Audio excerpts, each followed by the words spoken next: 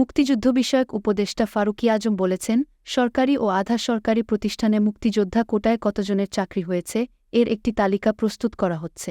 মুক্তিযুদ্ধ না করে যারা মুক্তিযোদ্ধার সনদ নিয়েছেন তাদের বিরুদ্ধেও ব্যবস্থা নেওয়া হবে। রোববার সচিবালয়ে নিজ দপ্তরে সাংবাদিকদের তিনি এসব কথা বলেন।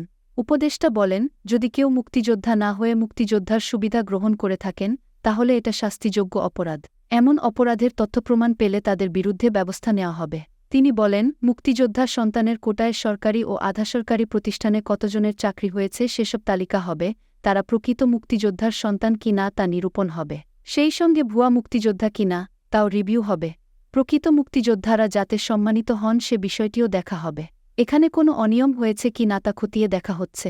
উপদেষ্টা বলেন, জাতীয় মুক্তিযোদ্ধা কাউন্সিলের মাধ্যমে মুক্তিযোদ্ধাদের বিষয়ে সিদ্ধান্ত হতো। মন্ত্রণালয় সেখানে তদারকি করত না। মুক্তিযুদ্ধের মতো গৌরবোজ্জ্বল ঘটনা আর নেই উল্লেখ করে তিনি বলেন, প্রকৃত মুক্তিযোদ্ধারা সেই গৌরব ফিরে পেতে চান। যারা ভুয়া তাদের বিরুদ্ধে ব্যবস্থা নেওয়া হবে।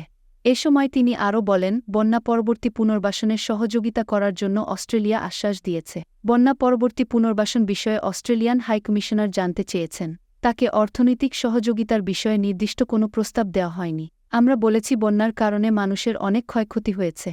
কেউ মাছ চাষ করতেন, কেউ হাঁস মুরগি পালন করতেন, গ্রামীণ পর্যায়ে অর্থনৈতিক উদ্যোগ ছিল, সেই উদ্যোগগুলো তারা হারিয়েছেন। সেক্ষেত্রে আর্থিক সহযোগিতা তাদের প্রয়োজন। এই বিষয়গুলো আমরা তাদেরকে জানিয়েছি। তারা সহযোগিতার আগ্রহ প্রকাশ করেছেন।